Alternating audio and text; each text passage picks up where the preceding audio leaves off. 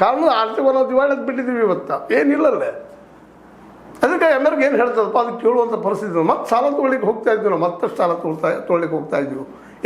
Asian ಬ್ಯಾಂಕ್ದಿಂದ IMFದಿಂದ ಸಾಲ ತೆಗೆದುಕೊಳ್ಳೋದಪ್ಪ ಅಂತಂದ್ರೆ ನಾವು ಲಾಸಲ್ಲಿದ್ದೀವಿ, ಹಾಳಾಗ್ತಾ ಇದ್ದೀವಿ ಅನ್ನೋದು ಥರ ಅರ್ಥ ಮತ್ತೇನಿಲ್ಲ.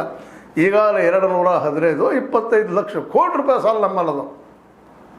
ಮನಮೋಹನ್ ಸಿಂಗ್ ಬಿಟ್ಟು ಹೋಗ್ಬೋದು 54 ಲಕ್ಷ ಕೋಟಿ ಇತ್ತು, ಇವತ್ತು 250 ಸಮೀಪ, ಅದು 25 ಸಮೀಪ. ಇನ್ನೂ ಎಷ್ಟಾದ್ರೂ ಗೊತ್ತಿಲ್ಲ. ಯಾಕಂದರೆ ಇವರು ರೆಕಾರ್ಡ್ ಬಿಡುಗಡೆ ಮಾಡೋದಿಲ್ಲ.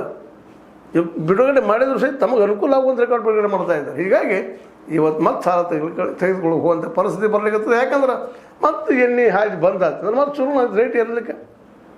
ಇನ್ನೇನು ಒಂದು ಅಂತಾರಾಷ್ಟ್ರೀಯ ಮಟ್ಟದಲ್ಲೇ ರೇಟ್ ಡೌನ್ ಆಗ್ಲಿಕ್ಕೆ ರೀ. 70-80ಕ್ಕೆ ಬಂದದ್ದು ಒಂದು $, $70-80 ಒಂದು ಬ್ಯಾರಲ್ ಸಿಗುವಂಥ ಕಚ್ಚಾ ಎಣ್ಣೆ ನೆಡಕ್ಕೆ 108, 105 ತನಕ ಹೋಗಿತ್ತು. 5 ರೂಪಾಯಿ ಅದು ನಿಟ್ಟಿಸ್ಬಿಡೋರು ಮತ್ತು ನಮ್ಮ ಮಾರ್ಕೆಟ್ ರೇಟ್ ಹೆಚ್ಚಾಗುವಂಥ ಈ ದುಸ್ಥಿತಿ ಕಾರಣ ನಮ್ಮ ಟ್ರಂಪ್ ಜೊತೆಗೆ ಇಸ್ರೇಲ್.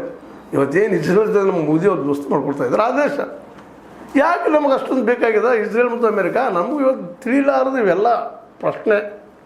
ಇದು ಉತ್ತರನೂ ಇಲ್ಲ. ಯಾಕಂದ್ರೆ ರಷ್ಯಾ ನಾವು ಕಡಿಮೆ ರೇಟಲ್ಲಿ ಕೊಡ್ತೀನಿ ಅಂತ ಹೇಳ್ತಾ ಇದೆ, ಇರಾನ್ ಕೊಡ್ತೀನಿ ಅಂತ ಹೇಳ್ತದೆ, ಉದ್ರಿ ಕೊಡ್ತೀನಿ ಅಂತ ಹೇಳ್ತಾ ಇದ್ದಾರೆ. ಇರಾನ ಒಂದಿಷ್ಟು ಬಿಟ್ಟು ಕೊಟ್ಟರೆ ನಮ್ಮ ಅಂತ ಹೇಳ್ತಾ ಇದ್ದಾರೆ, ಅದು ರೂಪಾಯಿಯಲ್ಲಿ ವ್ಯವಹಾರ ಮಾಡ್ತೀನಿ ಅಂತ ಹೇಳ್ತಾ ಇದ್ದಾರೆ. ಇಷ್ಟೆಲ್ಲ ಇದ್ರ ಸಹಿತ ನಾವು ಇರಾನ್ ಮತ್ತು ಈ ನಮ್ಮ ರಷ್ಯಾದಿಂದ ಎಣ್ಣೆ ತರಿಸ್ಕೊಳ್ಳಿಕ್ಕೆ ಅನಿಸ್ತಾ ಇದ್ದೀವಿ.